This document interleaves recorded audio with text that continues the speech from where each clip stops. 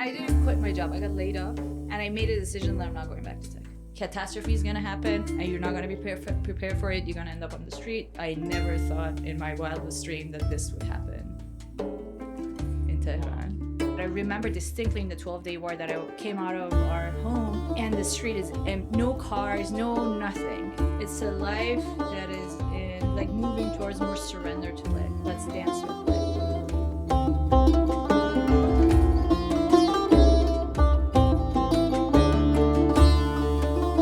I'm Abbas and this is Del Podcast, conversations about stories we live but rarely tell. Nahal built the tech life that she was supposed to want, but then grief cracked it open and sent her through this 10-year journey through meditation halls, through silence retreats, and medicine ceremonies in the Amazon. And then she found herself in the middle of 2 wars in Iran. She found herself in Iran as war broke out, not once, twice. Because practice is not what you do on a cushion. It is what holds you when the ground beneath you is shaking. This is our conversation. Hello, Nahal. Thank you for coming here. Welcome to the 3rd episode of Del Podcast.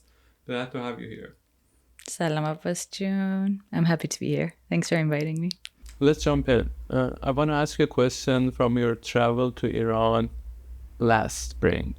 Sort of in the middle of your story, you wanted to do a short-ish visit to Iran and your stay became much longer. Mm-hmm. Tell us what happened. Mm-hmm. So I was planning to go to Iran for about 5 weeks. I was getting there towards the end of April, last week of April, and coming back end of June type of thing. Before I get to Iran, I made a stop in Europe to see a dear friend. And on the last night of a super fun visit, I twisted my left ankle. I got myself to Iran one way or the other. And there I found out that I've torn a ligament.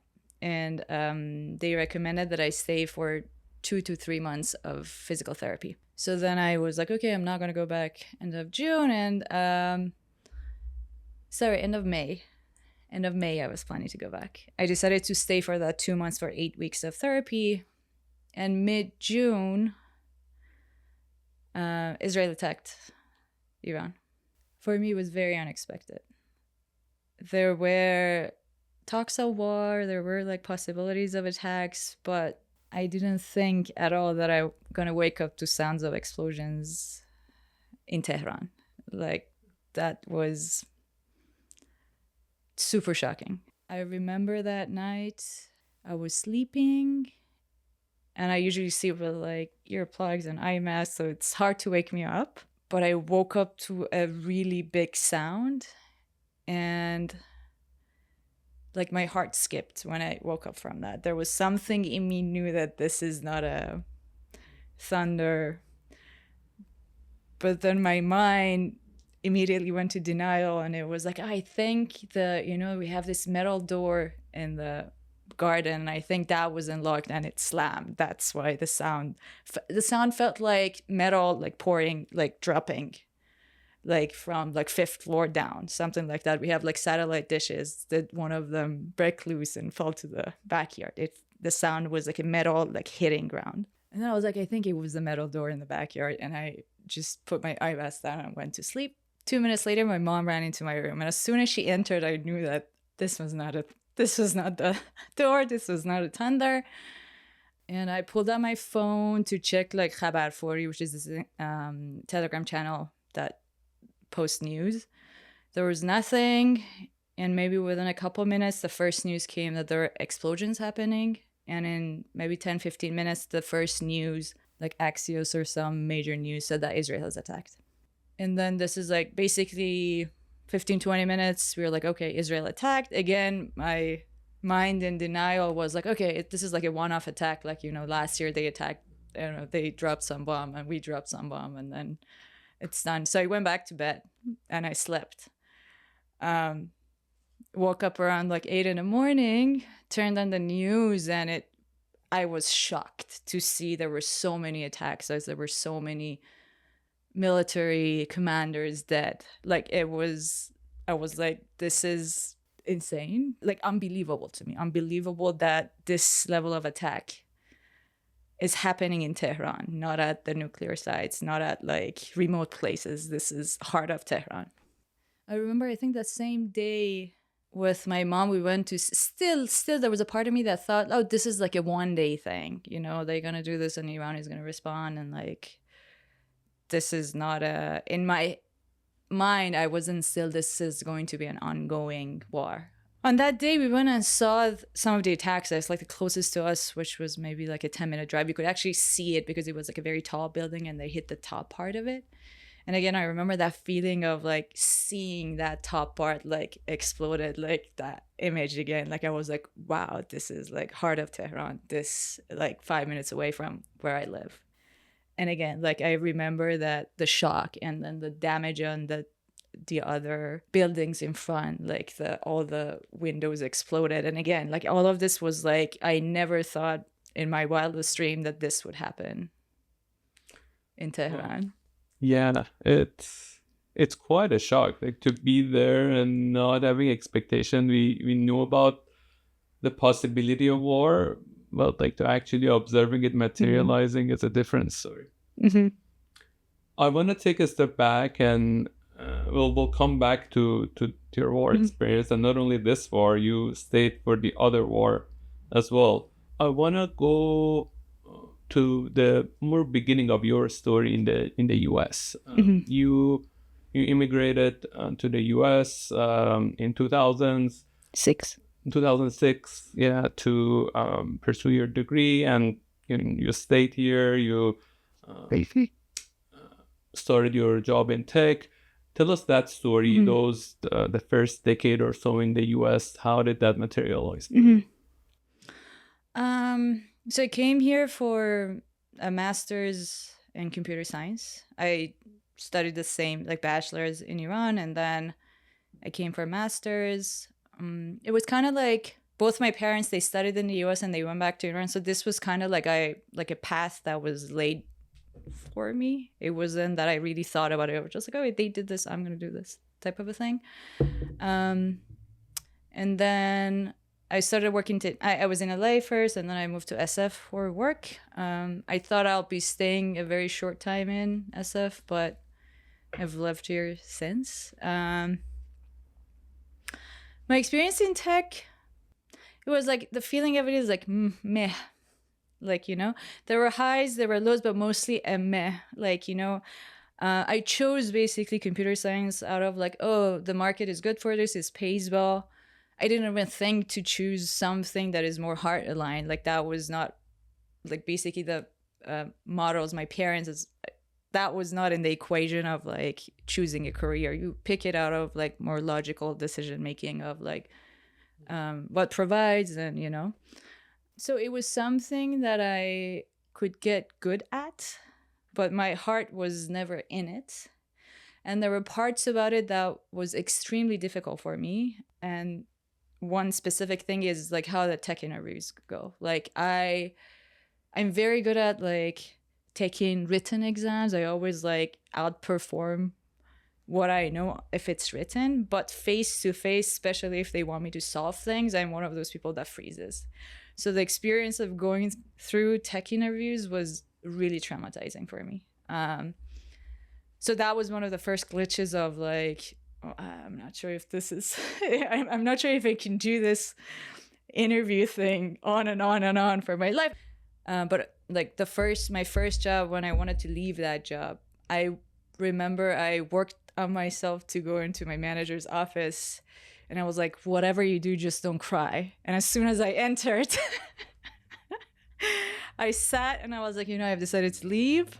And I started crying. And then he was like, why are you crying? Like, you've decided to leave. I said, but these, what I want to point out, there were like things that were like a mismatch for my character, like the interviews, the leaving, the constant changing. And another difficult part was this thing that I felt that I need to prove myself over and over again every time I start a job. And it's like I put so much effort to like, again, like proving that I can do this. And when I did it a couple of times, it became exhausting. So it was already like, maybe I'm 7-8 years of experience, and it was already something boiling in me that like, I don't know if I can do this for another 20-30 years. I don't see myself like doing this. Then in 2014, a major event happened in my life. I found out that my dad has a terminal illness.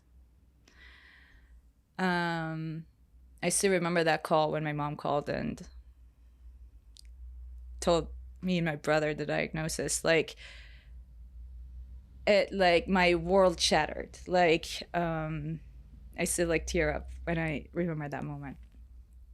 And we knew that he's not gonna survive it. And I felt like the deepest pain that I've ever felt in my life. Like the depth of the pain that is like, this thing is happening. I'm losing my dad, the dearest person in my life, and I can't do anything about it. And I have to see him suffer. He got ALS, and it's like a very brutal disease. Like, and his was also combined with frontotemporal dementia, which meant not only he's losing physical abilities, but like his character to, like, for him, I don't know if he understood it, but for us, he's also changing as a person, like the person that I knew because of the dementia. So it's like seeing him losing all these like physical abilities and like mental abilities. It was devastating. And I also come, like, maybe a little bit backtrack. I come from a family that is not religious at all, not spiritual at all, to some extent against any of it. Religious, especially after like living in an Islamic country, it became even more of an aversion because it was a tool that we used to suppress. But also spirituality was more like, oh, these wooey things, like these like, we don't know, we're like science people, like logic and science and like emotions and stuff are like, put them aside. You never make decisions with your emotions or how you feel. It's always logic, science, what is proven, that's the background. So I'm now in like the biggest crisis of my life with really not much internal resources to be able to hold that pain. Like the logic, like no matter how much I argue with myself, like it's not gonna like help me just carry through that pain, the tools I had were very limited.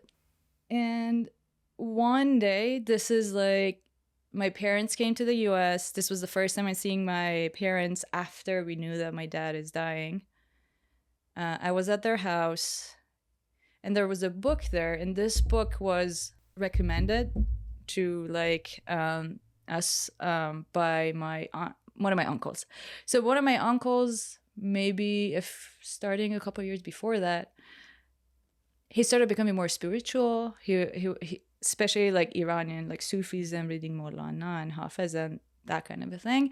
He would write poems, and then he would come tell the kids of the family about it.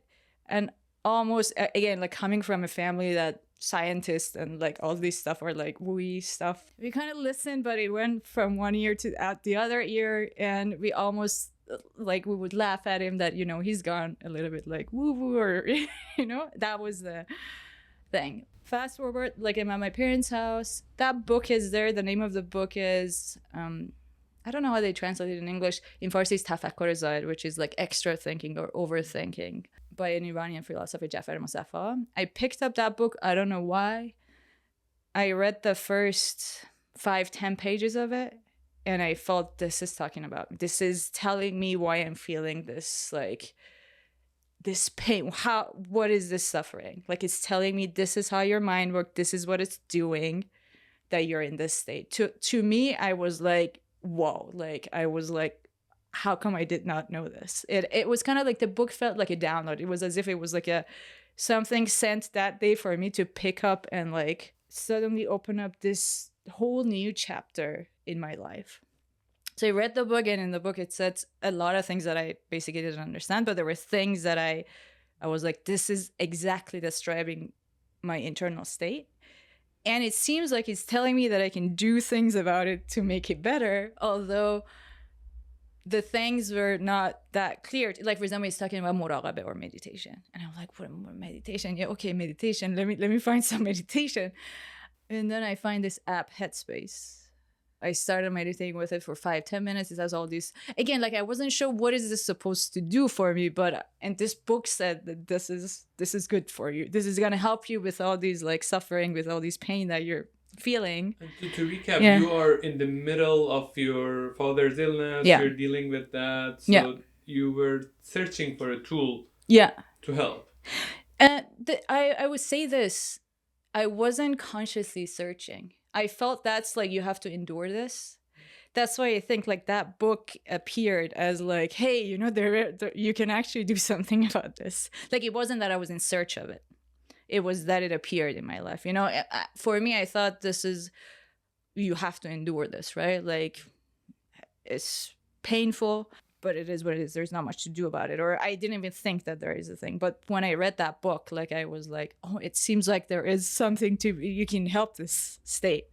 So I started with this like 5-10 minutes per day meditation.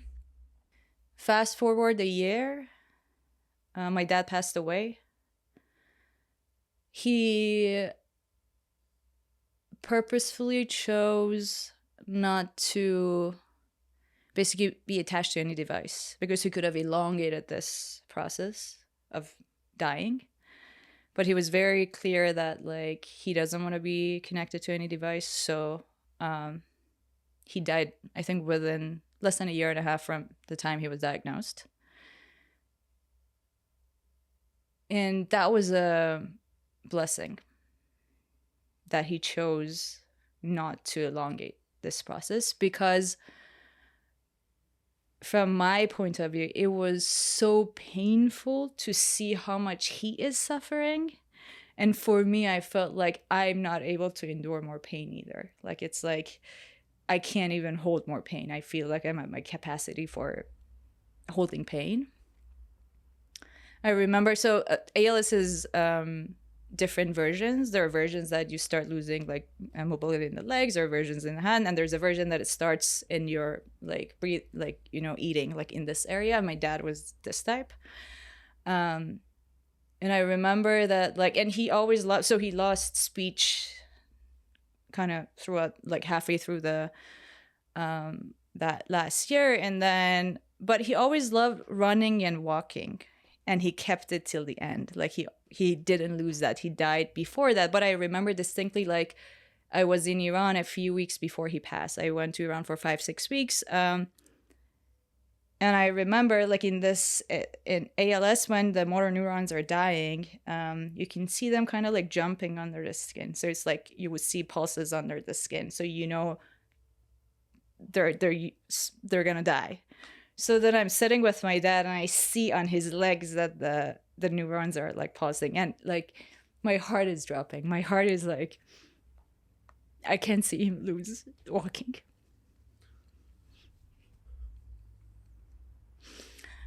And he died before he lost walking. And that's why I say it was a blessing. Thanks for sharing, Nahal. We have shared experiences. My dad passed away 2 years ago, and he didn't make the choice for himself, and we did that, deciding what care he might want. Mm-hmm. And that was one of the most difficult things I've gone through, honestly, to see, would he want to go through this or not? Should we do the dialysis and extend his life as he's suffering through, and we have no idea is that what he desires or not? So I relate to this wholeheartedly. Yeah. Was it difficult when your dad initially said that, you know, I'm just gonna let go, accepting that? How was that for you? Yeah, the decision was first because, you know, he was losing ability to eat. The question was like, do you want to have something to feed you directly to stomach? And we had a couple conversations because there was a part of me that was like, maybe I want him to do it, but then there was also this part of like, I knew that this is a fatal disease. It's not that with this he would eventually get cured. Like this, it would just slow down the process. So after I think a couple of times that we talked, and I think my mom talked to my dad, all that stuff, we were all settled that okay, we're like, I was at peace with his decision, you know. And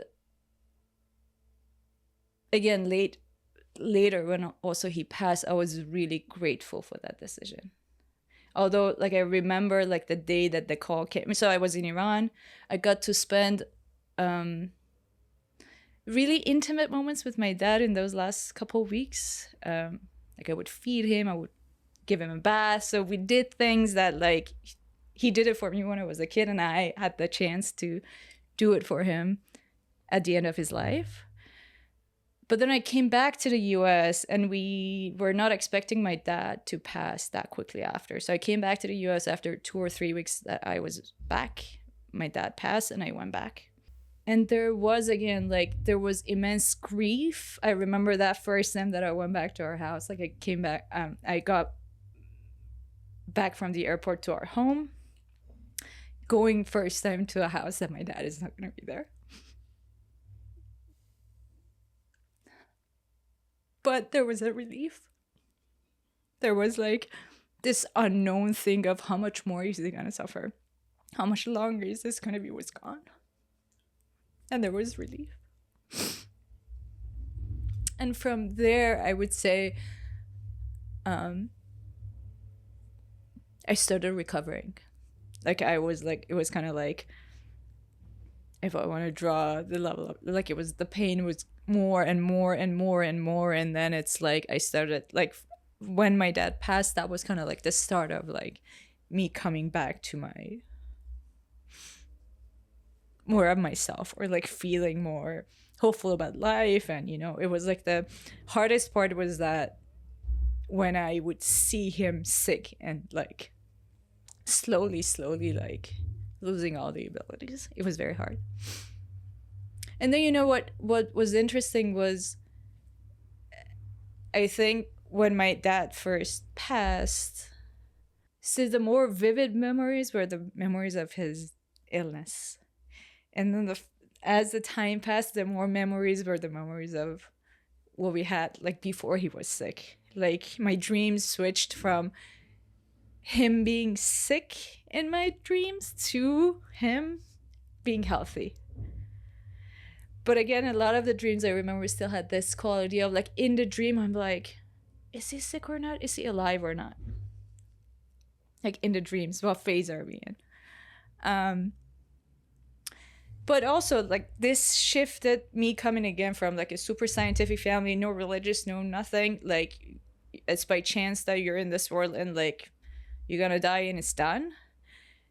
When my dad passed, that shifted completely how I felt about death and what happens in death. To me, dying, death was more now of a, it's an attribute. So for example, I would say you're tall or short, you're like, I don't know, you have blue eyes or like brown eyes, and then now you're dead or alive. It became like that. My dad was there, but he was just dead. As fact of life. It was more like, he is with me. My dad is with me. My dad is in my heart. Like I would see like in my room, throughout the room in my in SF, like there was a tree on the other side that I really liked, this tree. And I would totally see him that he's like, you know, in his spirit, he comes every night, sits on the tree, checks on me and leaves. So then the fact that he's dead was just like an attribute. Like, yeah, now he's dead. But it's not that he's gone or he's like, you know, that changed for me. And then I'm continuing these 5-10 minutes meditations. And then at some point, like a year after my dad passed, and tech is also going on at this time. Thanks to my boss at the time, he was so understanding of my situation.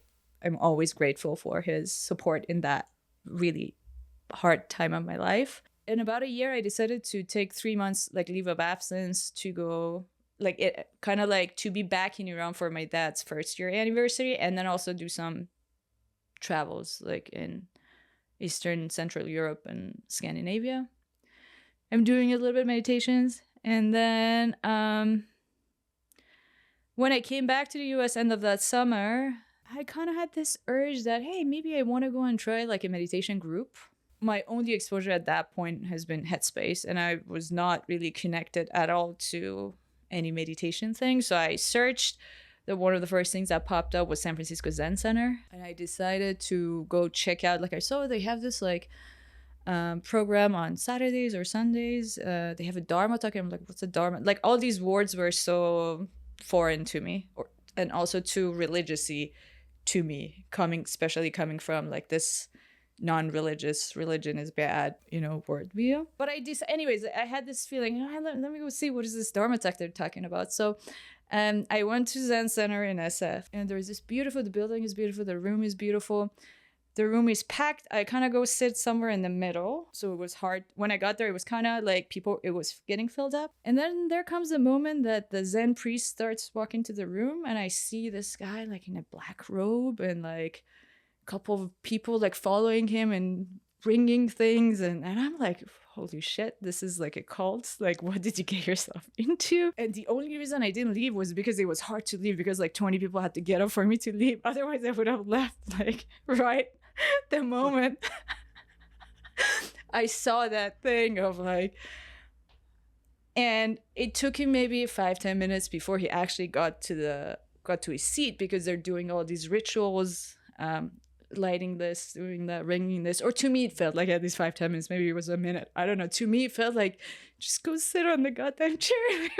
The moment he sat and he opened his mouth, such kindness came out of his voice and his manners that I was kind of like glued back to the chair. Like that whole like aversion towards like, oh my God, religion, these ceremonies and rituals, these like superstitious type things. These are all like off of my conditioning.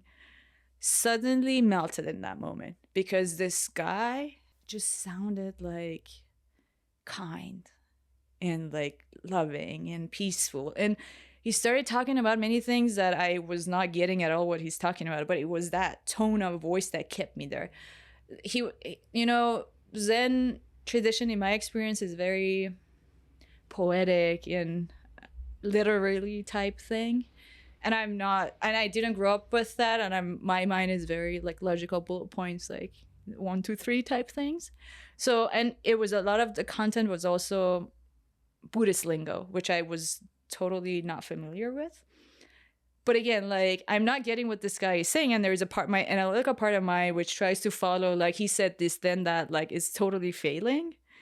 But this part that was connected to the kindness and his manner and speech was kind of like kept me there. And then I was like, oh yeah, I'm not getting what he's saying, but it just feels warm and held, and Then I looked up on their website, and I see they have another location, Green Gulch in Marin, and you can do retreats there. And they had a kind of like Christmas New Year retreat end of that year. I wanted to sign up for it. I called the center, and one of the questions I asked was like, is this hard? And then the person would kind of pause, and he was like, when you read it, do you think it's hard? I was like, I don't know, I've never done this. What is it? Is it manageable? And I went to the center, and it was lovely. The space is just beautiful. People are beautiful. The sense there is beautiful. Again, like, I wasn't getting much of what they're teaching because of, then again, like, it's too poetic, too literally, too like abstract for me. But again, the felt sense of it was so like, ah. And then I found out that you can actually come and stay with them, love them long term. And this is at the point that, I've been thinking about leaving tech, let's say from a year prior. And I took that 3 months off the summer of 2016. I mainly came back because I promised my boss that I'm coming back, this boss that has supported me, and I really dearly loved him. I came back from that trip. My boss quit like a month later. And then I was like, I'm leaving. I'm leaving this job, and I'm gonna take a year off. And hopefully something magical happens that I don't need to come back to this tech job. And then I was searching for how am I gonna spend this year. And when I was at Gulch, like these apprenticeships, they kind of spoke to me. I was like, oh, this would be interesting that I come live here and see what this is about. So I left I think somewhere, I did that 5-6 day retreat, came back middle of January of 2017. It was my last day at that job. I remember the day that I decided to quit, it was kind of like, it's like this, imagine like it's a year that I'm doing pros and cons, and I'm like, should I do, shouldn't I, what am I going to do with money, all like I can do pros and cons for you for eternity, basically. And then I got so tired of like doing this that one day I woke up, I'm like, okay, today I'm going in, I'm just going to the office and I'm saying I'm quitting. And that's what I did, because I just wore myself down so much of trying to analyze this logically that I was like, I can't do this anymore. I have to make a call and like go for it. And as it was interesting, this was the first time that I quit my job, and I felt so much of a relief, because previous times when I've done it, I would cry. But also there was a big difference. A lot of people that I was very close with had already left. So I grieved them leaving that job. So then at this point, I was like, okay, I'm leaving. And I was like, okay, I was very happy when I made that decision. There was not this element of leaving people behind and like, I'm going to miss them and I'm going to, they were already gone. Like the people that I was very close with, they were already left that job. What was alive before you made that decision? I keep hearing this from people that, they want to quit their job, do some exploration, and then come back, or maybe not come back. There are things that are present for them. Fear is among them. What was alive for you before then, and then when you made the decision, and what happened after this like emotional train? How did that work out for you? There were a couple of varieties of fear of different types of texture. One is around money. Do I have enough money to sustain myself? And on paper, it looked fine. Yeah, I have enough bandwidth to do it. But then your mind starts playing these games of, oh, like, what if you take a year off and you come back and then you can't find a job in a year? Do you have enough money? How long can you go without working?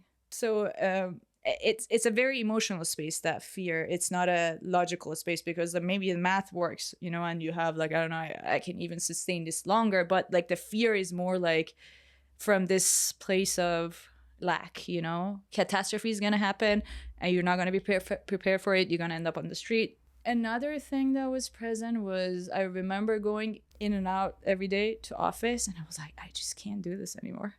Like, I can't, like, this feeling of like, I just can't do this anymore. Like, I need a break. Like, I need to change. So this push-pull between, like, I really can't just walk into this office again or bring myself to finish the next project, or, the struggle of, like, day to day. Another element was, like, for example, when I would talk to my mom, she would be like, what are you doing? Like, she comes from, like, a generation that, you don't leave a job, right? Like, you don't leave a well-paying job. Why would you risk your life? Like, so it wasn't like that I was in this state of that I would tell my mom, or that she was like, yeah, go on, go do it. She'd be like, what are you doing? Like, why would you ever do that? Like, who knows what future holds? Like, you can't risk this much. This is too much of a risk. And then I might even get into conversations with her, mom, like, I might get laid off tomorrow. Who knows? Like, there's no guarantee that this income is like going to be sustained. And my mom has her input on me weighs a lot. Like, it's not like a, like what my mom says, like, lives, it's very, like, a lot of my patterns and everything is from my mom. So it lives within me. When she says it, it resonates to some part of me. And that part is like, she's right. Like, what are you doing, But then again, I got tired of like this pros and conning it, or should I do this? Should I not do this? And actually, when I remember, I was like, okay, so if I take time off, what am I, like, one of the biggest part that I want to do was travel. I was like, where would I start traveling? And I started looking at the map, and that really excited me. I was like, oh my God, I'm going to go this route and that route. And I made a spreadsheet immediately that this and that. And when I started doing that planning, I was like, okay, I'm going in. I'm doing this. I was like, okay, I just gotta like remove this burden of like, should I do it? Should I not? Like every day waking up with, is today the day that I'm gonna quit? I'm just gonna do it today. So I'm like out of this push and pull. And there was a big relief. Yeah, I want to talk about your plant medicine journey as well. It's along actually the right way. there. It's like right there. So I quit my job and I'm like, what am I gonna do? Part of it was like, I think I'm gonna try to see what this Green Gulch, living at Green Gulch means.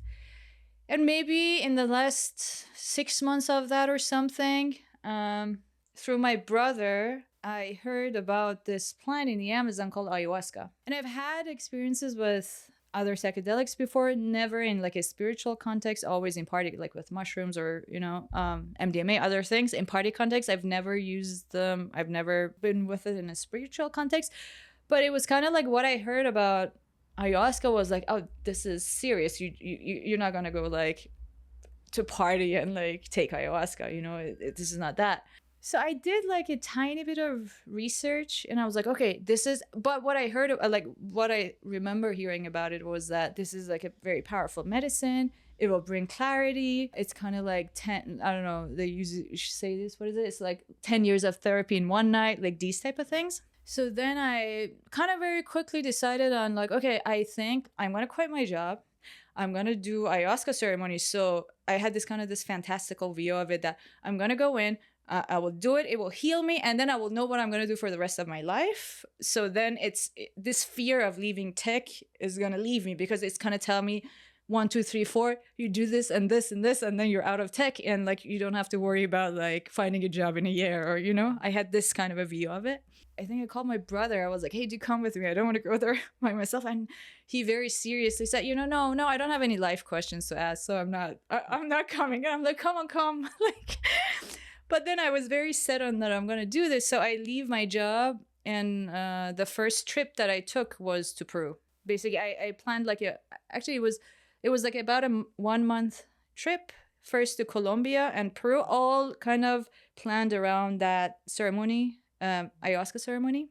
I didn't do much research, but I just had some of this like I felt like, I've heard that you're going to throw up. So I'm going in thinking that, this is going to be like a physically challenging retreat because you're going to throw up and then you're going to see things that you don't want to see, but it's good for you. And the retreat was 5 days, 3 nights of ayahuasca, 1 night of, and then some other types of ceremony before and after. And it was like a completely different experience than what I thought it's going to be. It was one of the most beautiful experiences on medicine that I've had. It was so beautiful. Like medicine showed me so many beautiful things, brought so many beautiful feelings, like peace and love, like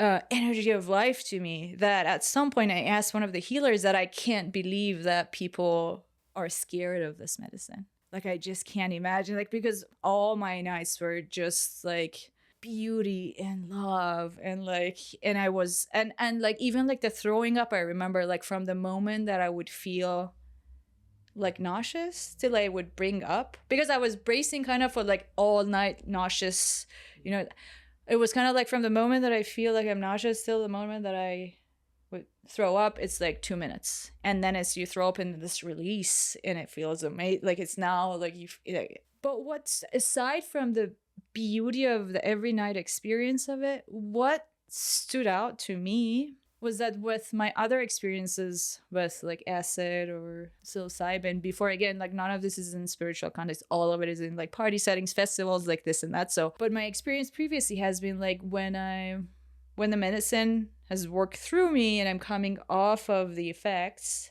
I would usually feel like down, tired, I need to rest. With ayahuasca, for me, it was like I'm coming off of the effects, but I'm feeling this. It's like the level of joy and peace and like this, I want to call it energy of life, like this aliveness. It was coming in me and it was very surprising to me. I was like, I like, usually I would expect to be like, I don't know, kind of in fetal position, like, but this is like, I'm feeling alive.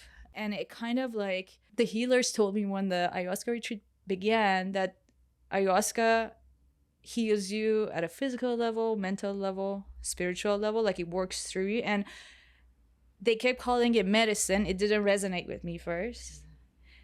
But then when I went through this experience, I was like, it is a like, there's no way I can explain. So after your medicine journey, Yeah. like you started your meditation with Zen. Yes. You did ayahuasca. I did ayahuasca. So I come back from Peru. I do a little bit more traveling in Europe, and I come back for that summer of 2017, and I went to Green Gulch. And that's where like kind of the more serious meditation training started for me. So Zen, their meditation called Zazen, which means just sitting. At Zen Center, they usually, every session is 40 minutes. The instructions are very interesting. They tell you a lot about how you're holding your body. Almost no instructions on what's going on inside, like with your mind. And they're like, you just sit. And they barely moved. So imagine for me that at that point, maybe maximum I've sat in one place, and it's not that I'm not even moving, maybe up to 20 minutes. Suddenly I'm jumping to like 40 minutes and sitting cross-legged, holding that posture in a room that you could hear like a pin drop. Like everybody's like that. Like it was the first 2 weeks torture. There were 2 sits in the morning. Like you wake up at, I don't know, 4:30, something like that. There were 40-minute and then I think a walking meditation or rest, and another 40-minute session. It was brutal. It was brutal. Like from that 20-minute till 40-minute, every minute was like a year for me. Like, and we sat, and there was somebody who's actually would use a bowl like this and would ring it when the meditation session is done. And I'm sitting here, and he sits down the aisle there. So from the corner of my eye, if I really stretch my eyes, I could see when he moves and he does this. I think that whole last 20 minutes of every sit, I'm like, just like trying to you forgot to ring it. You gotta ring it. So it's like pain everywhere, like pain. On the days that I was lucky that there was less pain, like just either boredom or agitation in my mind of like, this gotta end. Like I can't bear like sitting here one more minute. Like there was not a lot of like, the body was holding, but the mind was like we gotta do something. This is not. But then it started getting better. And by like the first 2 weeks, and another part of it was also I wasn't used to getting up at 4 a.m. So I'm like, go sit on the meditation cushion. Pain is coming, agitation in the mind. At the same time, I'm falling asleep. And I'm like, holy shit, I'm gonna topple over. And I'm gonna like basically make a chaos in this room of like everybody like Zen. So that fear of like falling asleep or like hitting my head, whatever, all of this. But slowly it got better, and I got better at like, it was like an intense training for me, but it was good. And I like towards the end, I was like, oh no, like I could sit with the pain. The pain was even felt less. The mind was more settled. However, again, Zen being Zen and poetic, if you ask me then why we're doing this or why we're chanting this or what does it chant mean, Zen has chanting. There are all these ceremonies, and there were bits and pieces that I was getting, like for example, why there are all these like ringing this bell and that bell, and why do we bow to like every time you want to sit at a table or whatever you bow. I was learning why you would do this. A lot of it was about like coming back to the present moment. You remember that now you're like, and then it's also like kind of erodes at the ego if you're kind of bowing to a chair that you're sitting on, and and partly I also took it as a challenge. Let me see if I can sit for 40 minutes, although like I don't know if it's doing me what else it's doing, but it was kind of like I'm gonna like learn how to sit for 40 minutes not moving type of a thing. Then I left there. I traveled a little bit more. The first time I went to Zen Center, the first retreat that I went, I met a dear person. He was part of the same retreat. I remember distinctly he said that, I usually this time of the year, I go to a different retreat for meditation. But this time it was booked out, so I'm here. And if you really want to try something intense, try this Vipassana as taught by Guenka. And I wrote this down in my phone. Fast forward a year from then, I was in India, and then something in the back of my mind. So I like, this was I have this notes on my phone, recommendations of, it could be a movie, whatever, books, movies, anything that people recommend, places to go. And this was kind of, I always kept it at the top of that list. Like even when I added new things, I would add it after this thing, because for some reason, something like spoke to me about that name. And I was in India and I looked it up and I was like, oh, there's so many centers everywhere. And then I booked a retreat at the end of my India trip. This is January of 2018. So again, I go in, I was mind blown. I was that first retreat, like, I was mind blown by this knowledge and this technique. And I kind of felt like, how did I not know about this all these years? This is like, everybody should know this. Everybody since they're 5 need to know this is how the mind works. This is why we suffer. This is like, and I got it because the teacher, Gonkoji, he is very good at explaining things in simple terms and kind of like bullet pointing. This is the problem. This is the solution. 1, 2, 3, 5, 6, 7. And that really spoke to me. Like I understood it, what he's saying and why we're doing this. And I came out of that retreat and I felt like amazing, like just lights, just like, and I felt like I was kind of like a prophet. Everybody I was calling, you gotta do this. This is the best thing you can do. Like, I think people were so sick of me talking about like Vipassana. I came back to the US. I did another retreat 6 months. The second retreat I did it like at North Fork. I think it's the biggest center in California. And I think the second retreat that I did was like a bilingual Farsi English at North Fork. And I, hearing the teachings in Farsi, it has another level of like impact. Yeah, I'm curious actually about that. A lot of the spiritual practices and teachings that I have received has been in English, and receiving it as Farsi correlates with the theocracy that we experienced back in Iran, and I feel resistant in me to it. So I'm very curious, how was it for you experiencing it in Farsi and English? Does it sit in the same level as English? Because I heard that, so one thing that was hard at the beginning to hearing it in Farsi, because all I knew before about like Buddhist practices, I've learned it in English before. So some of the translations in Farsi, at first I was like, oh, what is this or is this that? So there were some like, and because I didn't have that, background, let's say in Sufism or like the Farsi spiritual path, a lot of the words in Farsi were foreign to me. Like when, even like the simple words of muraqabeh, like it wasn't something that I would use in daily life. It was like, it would sound foreign to me, but it has like a warm effect when you're listening to the instructions because it's in my language. A warm effect. And the teacher, the assistant teacher at the course, she was Iranian, so you can go ask questions in Farsi. That brings warmth. That brings, for me, brought feelings of warmth and home and like, that kind of thing. The last Vipassana course that I did last November was also in Farsi, and I remember at lunch times they usually set out like a buffet. You kind of stand in line, and then they had these like, I don't know. I don't remember what they, maybe adas polo, let's say. Every day or every other day, there was at least one Iranian dish.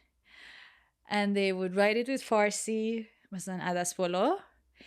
And they would say nushajan, which means, how do we say nushajan?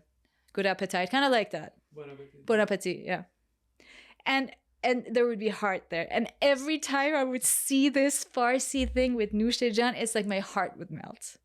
Like that love that would, like, I feel like it would just like, oh, like, And then Vipassana became very dominant in my life. Except maybe COVID happened, so like the centers were closed, but I both sat at the courses and served at the courses, and serving was beautiful to heart, but beautiful. Somewhere there, like beginning of 2019 is when, like, I think I came back to SF after like travels, all that stuff, sometime in the fall of 2018. And at that point I was like, I think I don't know, like, ayahuasca didn't tell me all the next steps of 1, 2, 3 what to do, and I don't know what to do, so I think I'm gonna go back to tech. So I decided I'm going back to a tech job. And what year is this? I think I came back October, November of 2018 to SF, and then I made the decision that I'm going back to tech again. Like this dread of interviews, I starting for these interviews. And I'm really thankful that the first place I interviewed, they offered me a job, and I took it. I interviewed with multiple it was kind of set up in a way that I was interviewing multiple companies within a span of 2 weeks. In that 2 weeks, I think I lost like 15 pounds. I cried every day. I woke up every day like with anxiety. It was like really debilitating, and I'm really thankful for that job. That like the first company that I interviewed, they gave me an offer, and I was like, I'm taking it. Like I can't do this interview thing longer. But I remember this moment also, like when I first started that job, maybe going through this again traumatic experience of interviewing, and I had this thing of like, this is my last tech job. I had this like kind of knowing of, I think this is the last tech job. And then a little bit on the plant medicine side, I did the ayahuasca ceremonies. When the ceremonies were through, although again, like I felt things that I was like, wow, magic, like this medicine really does magic to the body, to the mind. But I felt like, no, this is not something that I felt the urge that I want to do it again. I didn't have that feeling. But I kind of had this feeling of like, oh, I want to experiment more with psychedelic. Again, like I was moving from like kind of party mode things to no, these plants are like, it needs reverence, kind of like it's not like, oh, let me just pop some, at a party. I was going more towards that after the ayahuasca ceremonies that I sat. And then COVID hit towards, I think this is now like end of 2021. One of my cousins called me. She was like, I'm looking for like an ayahuasca circle. Do you know anything in California? But my cousin was like, okay, I'm going to come. And then she was like, do you want to come? And then I was like, yeah, maybe. Why not? Let's.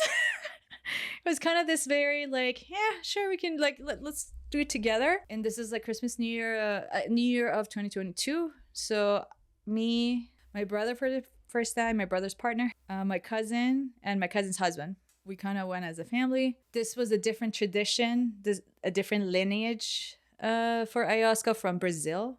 So it was very different. Like my experience in Peru was more Shipibo lineage. It's dark. The room is dark. And in the Brazilian one, so it was a little bit at the beginning, it was a little bit like challenging for me because the light is on, there are live musicians, there's so much activity. It's not that you're like under a blanket by yourself. You're kind of asked to participate in a room by singing the music. And I started sitting in circles like every 4 to 6 months. So my connection to medicine grew and grew and grew. And this was a time that I was also working.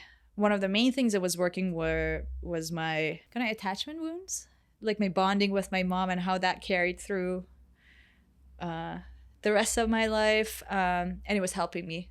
It was helping me seeing the patterns.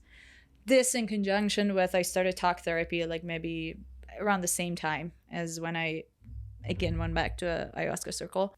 Like things like it was kind of, I was understanding what they mean by unconscious patterns, because when they became conscious, I was like, yeah, I was doing this all my life, but I never realized that I'm doing it. So it kind of it was clicking for me when they're talking about unconscious patterns and how they kind of dictate your decisions. I was learning more and more about that alongside with meditation. So it was kind of like, I felt like all these different healing aspects were kind of weaving together, plant medicine work, meditation work, and this helps the other, talk therapy, all of them combined. It was becoming this, it was kind of like me finding things that is helping me navigate like my healing and also knowing myself easier. Yeah, and so you were doing all these modalities, right? Plant medicine, meditation, talk therapy.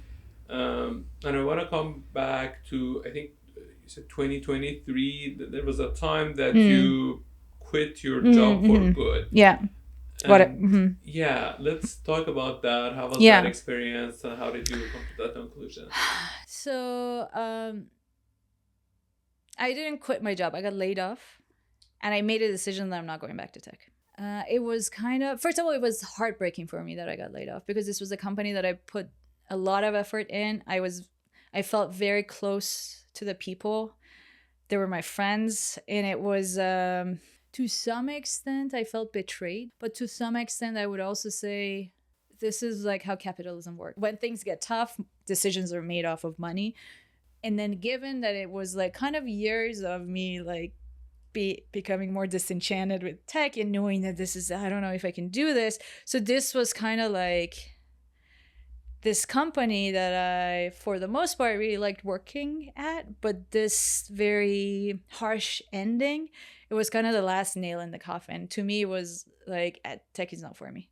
Like this culture of like a little bit dehumanized, too competitive, cutthroat is, I can't do it anymore. So I made the decision that I'm not going back to tech. And then there was this phase of terror of this is the only thing I know how to do and I don't want to do it. I can't do anything else. Like it was this feeling that I felt like I'm in a dark corner that if I want to get out of it, I have to go back to tech. Like, or I would stay in this dark corner. I would never know what I want to do. But again, like the options are like very bleak. Like there is like stuck kind of a feeling. I remember a lot of anxiety. Like I waking up in the mornings with anxiety of like not knowing. What I think helped me through going that first 6 months to a year, definitely the meditation practice, definitely the plant medicine work would help me kind of like, I remember some medicine nights that I'm like, it just worked. Like it's just the whole night is anxiety. It's like anxiety just pouring out. Years of accumulated anxiety in my body, like just so tired of like, I'm like, vibration of anxiety in my body, but I'm like, why am I like when is it gonna be done? Like when am I gonna be through? When am I gonna feel like less of this intensity? And like I traveled a little bit more, and then slowly, and I say also this again, coming from that like fear of what am I gonna do? Oh, I gotta find something quickly, because who knows, like I don't know how far is my money gonna last. And second is like, what if people ask me, what do you do in San Francisco? And I say like nothing. Like who am I if I'm not like a tech engineer? I'm not a this or that. Like that identity crisis of like kind of losing your worth or status in society as like somebody who doesn't work, especially someplace in San Francisco that work is so central and so like you like it defines characters, right? Like who you are, you're placed in the society, or at least these are my internal understandings. That like that's how it felt for me. Like you were placed, you know, you see homeless people and that's the worst thing possible that can happen, right? And then being out of a job, you know, all those like negative judgments which they lived in me, right? Like I gave them energy too. I remember like me and a dear friend, we have this, we would go to the Russian bath banya. He is also a Vipassana practitioner, same lineage, same school as me. And then we would basically start doing Vipassana at the bathhouse. And one day he turned to me and he's like, hey, you know, what do you think about like we starting on our own space and offer classes?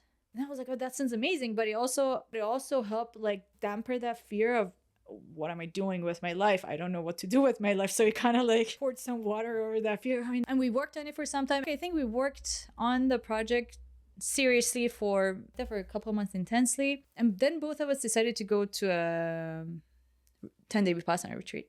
I was seeing that I'm again like going back to my tech patterns of, you know, working long hours, pushing myself to do things that I don't want to do, but I feel like I gotta do because this is how the system works. And like, but again, like I was very back into the patterns of like things that worked for me before. Hard work, stick at a project, you set a goal, you finish it, you don't give up, like those patterns. Also, like we eliminated one identity, which is a tech worker. Let's invent another one and stick to it. That's what our ego does. Yeah. Because it's known, right? Like you're out of that I don't know mode. So it's like more like ego wants, I want a certainty. Like, I'm just going to follow this path and I don't need to be in this mode of exploration. Oh my God, God forbid. I explore, you know? We went to Vipassana together and suddenly it was super clear to me that I'm again repeating the same patterns. And I came back and I talked to my friend and I was like, I don't want to do this. I don't want to start a business. There are portions of this that speaks to me. Like, for example, the idea of offering a class, but going full on, raise money for it, like, no. But what was behind it for me after that Vipassana retreat was like, when I realized I'm doing this again and again, I'm like, my mind to kind of eliminate unknown is trying to force me on a path that is struggling for me. I kind of made this commitment of try to stay with what my heart and gut says. Maybe have the mind a little bit there for like 10% practical aspects of things, but to try to reorient my decision making more to my heart. And as soon as I catch that I'm doing fear-based decisions, stop myself, reorient, connect to the heart, connect to the gut. And it doesn't matter what would be the external outcome of this. What I want to commit to is coming back to the heart, coming back to the gut. And I felt like as long as I stayed true to this internal state of it, then outside could be anything. It would be heart aligned. Like I don't need to, like things will come, you know? So then the decision to, let's offer classes, that felt heart aligned. Like, yeah, I want to try this. That's the part of this project of, you know, that speaks to me. Yeah, there's like a thumbs up from the heart, from the gut, let's do it kind of a thing. And then we did that. I really enjoyed. And then it's like, I started learning, hey, I like actually teaching, this feeling of being in a class, being in a community, like connecting with, I'm slowly allowing myself to experiment with things to see what feels right and what not, you know, kind of room for exploration.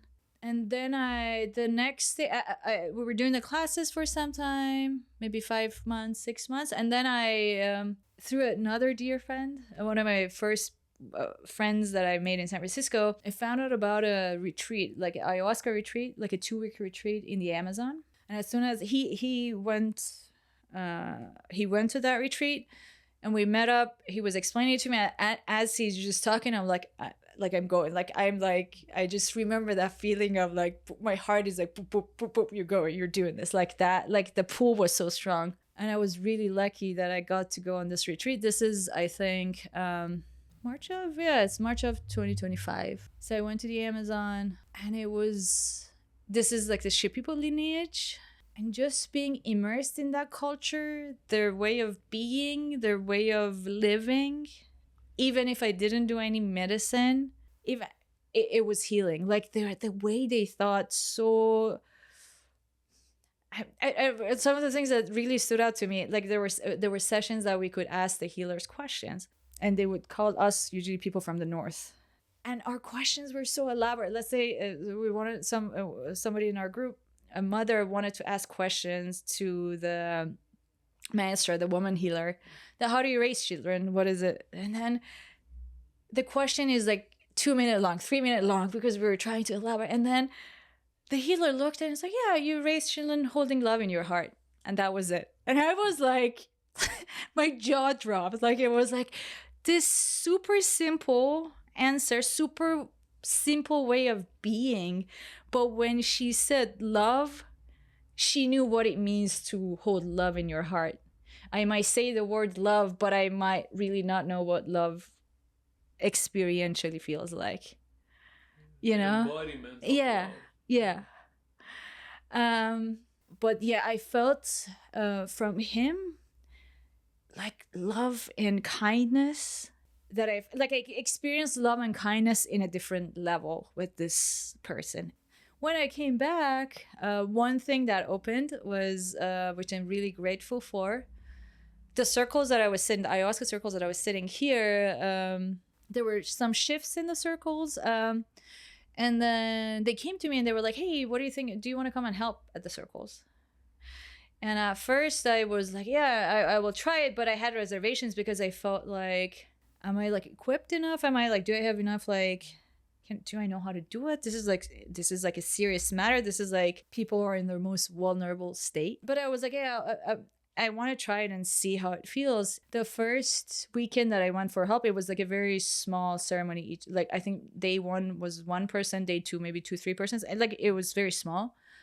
But I remember this distinct moment of somebody wanted to go to the bathroom. I went to help them to go to the bathroom. We get to the bathroom. And suddenly there was this flood of emotions. They would start crying, and we just kind of like sat on the floor in the bathroom, and they cried in my lap. And I had such clarity in my heart that this is like, it felt so right. Like I felt like I haven't felt this clear that, hey, I really want to be in this this kind of a relationship with other humans, that we're both sitting on the bathroom floor, like crying, but we're as connected as it could be. But I had such a clear, like, I remember like what I felt in my heart, like this openness of like, and there's no more pros and cons. Do I like this, or is this something I like or not? It's like, it's like clear as this light,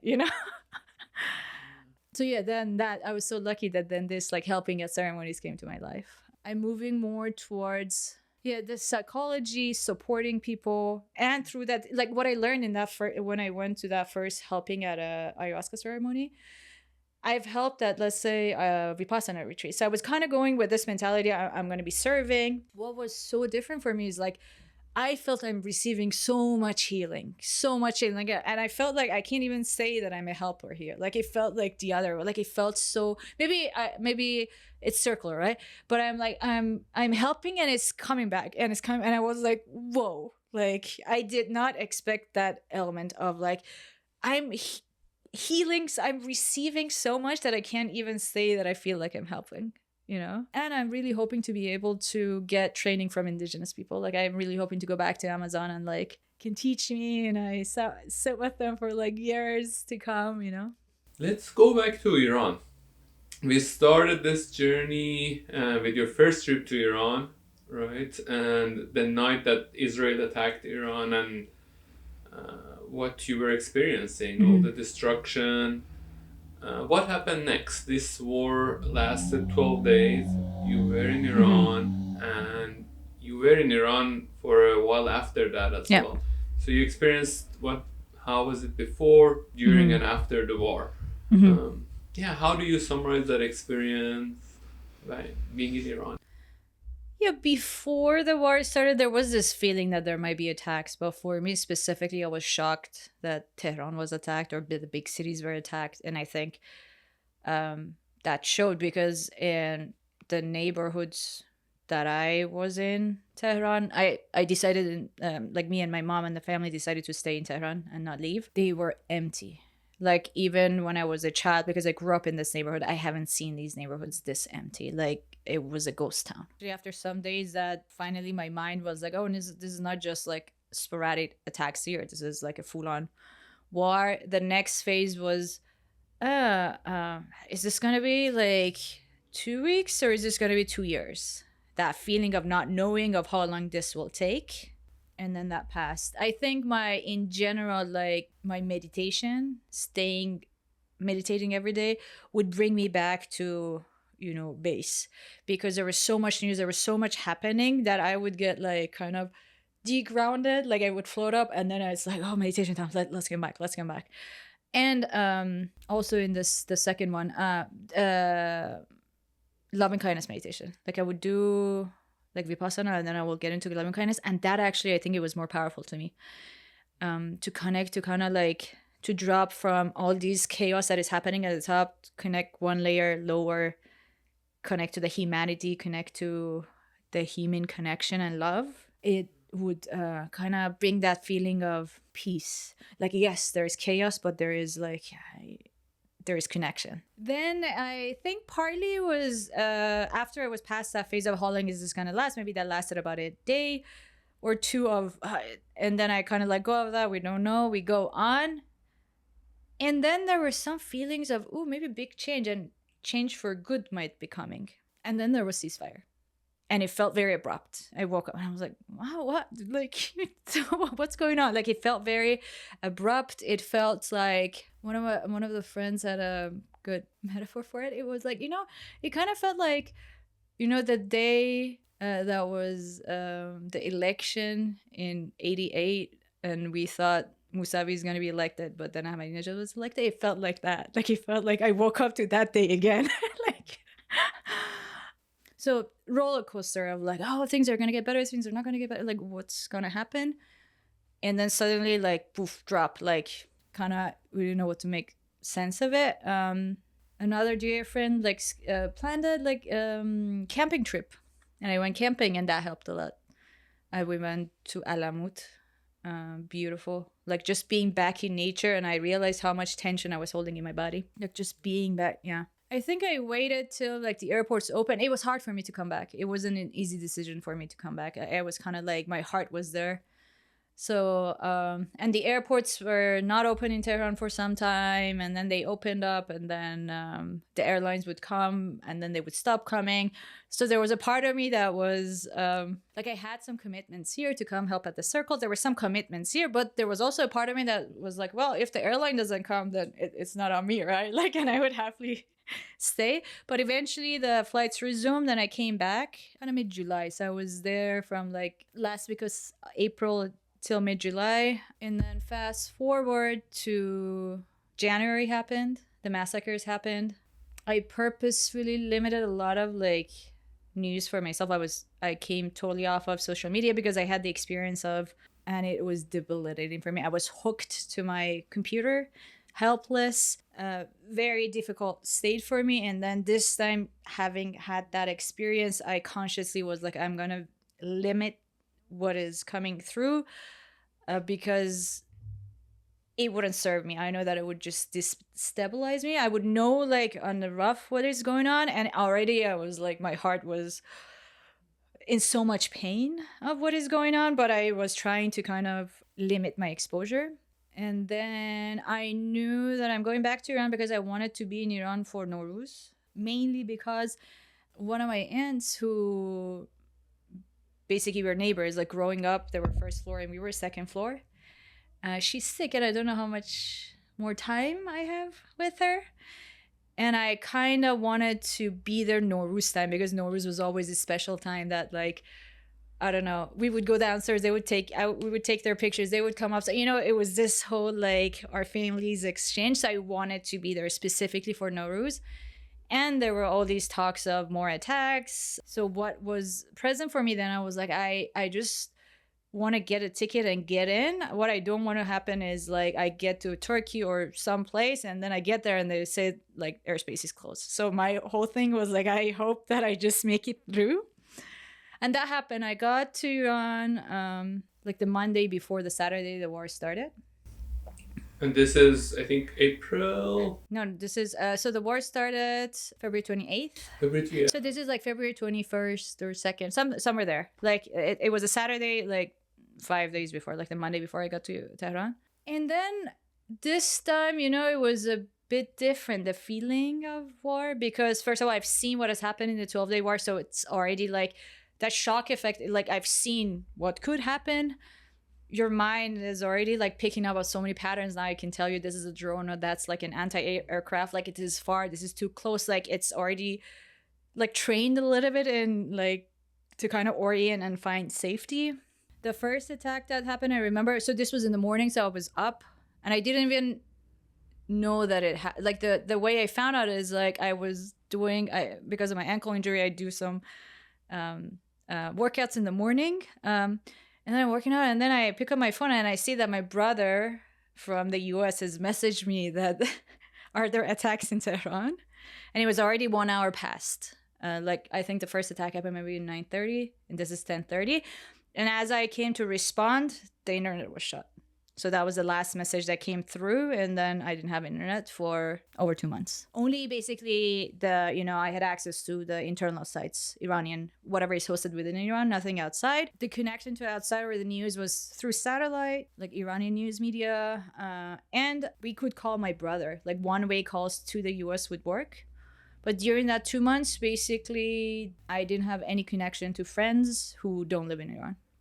Friends or family who was outside, except my brother. And to my brother, messaging, and like maybe if my brother is at a friend's house here, I would talk to them on the phone. But the rest, we were kind of in this like bubble of family and friends, like that circle of people within Iran. I mainly moved like the first weeks of the war. So I would go from upstairs, my mom's house, downstairs to my aunt's house, to another aunt's house, like a block away, maybe to the beginning of the street to buy groceries. Very limited. Like I think the times that I drove in Tehran was less than 5 times in that peak of the war. One of the biggest things that I saw is like this time Tehran didn't become deserted like the way that it became deserted in the 12-day war.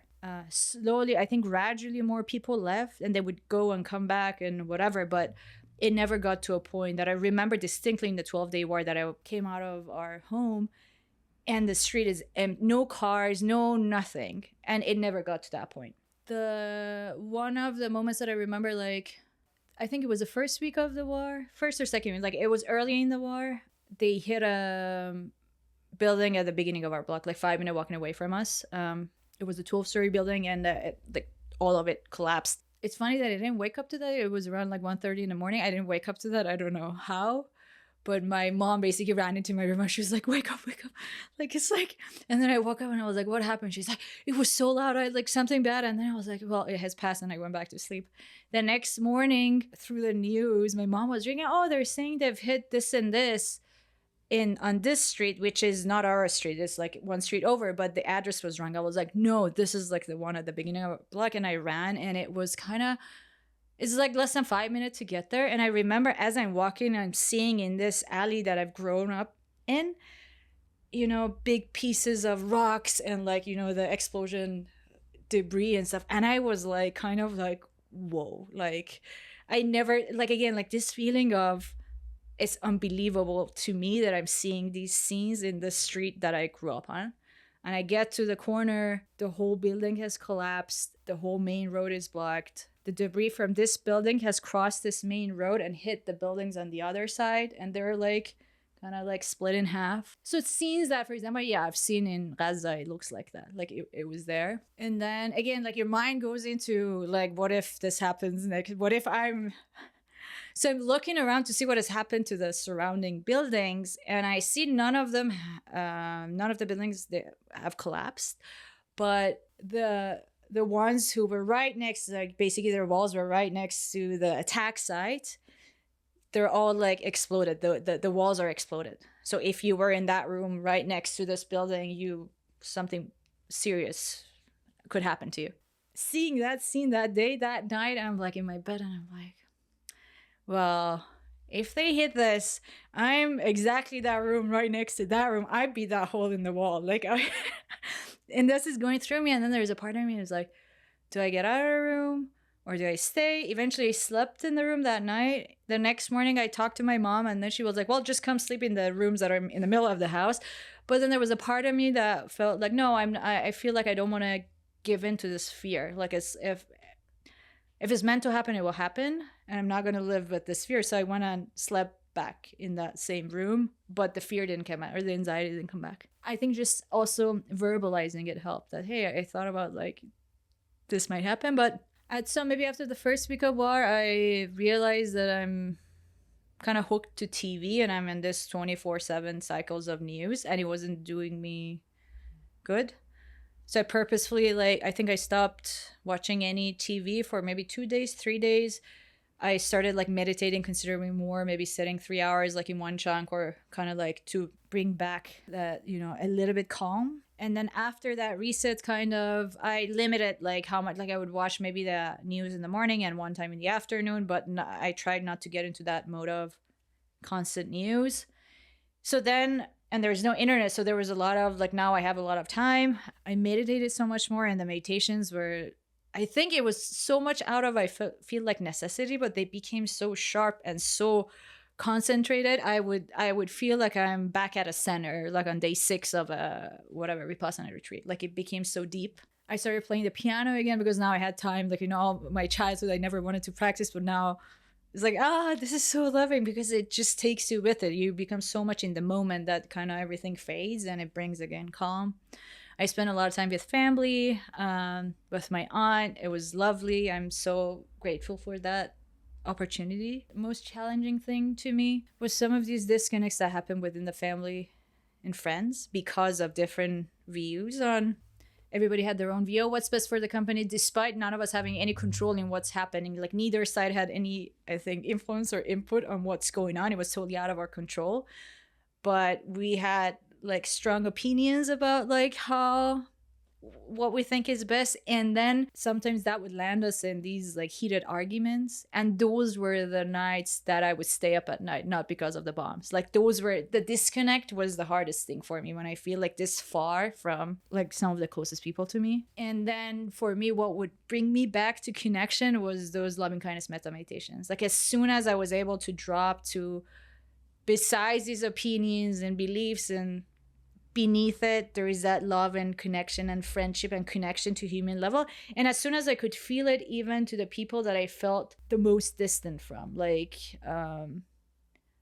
people that I would like on I might see as, oh, they're my enemy, they're they would, if it comes the thing, they would kill me. But as soon as I would feel that for them, it's like I'm back in this peace, I'm back in this connection, I'm connected to this life, versus like up here trying to argue right or wrong, or Yeah, I can only imagine. I wasn't in Iran during both of these wars, and my observation is that you're almost a decade of spiritual practice, right? Meditation, medicine work, talk therapy equipped you to handle these levels of stress.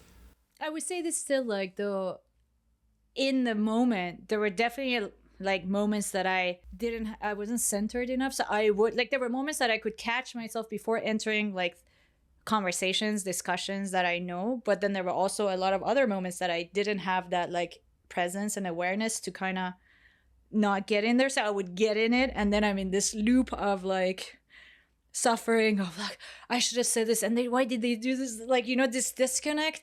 And then it's like, okay, now let's repair, let's come back to connection. But yeah, there was a part of me that like I really felt like one of the reasons that I increased the meditation time was to be able to be more present in the moment where the discussions are happening, and not kind of like bite the bait of like, I'm gonna argue this and I'm gonna prove that I'm like, Yeah. I'm glad you made it back here safe. And yeah, my heart goes for people who suffered for all these 2 wars back in Iran. Yeah, coming back to here, to this room in San Francisco, after all these experiences, all these journeys, right? Your tech work, you working through this spiritual path, and now you teach meditation. What is a good life? What is a life worth living? I think like what I aspire to do like in life, it's not a external thing, it's more of what I talked before. It's like, it's a life that is in like moving towards more surrender to life. Let's dance with life. Life takes you places. Let it take you places.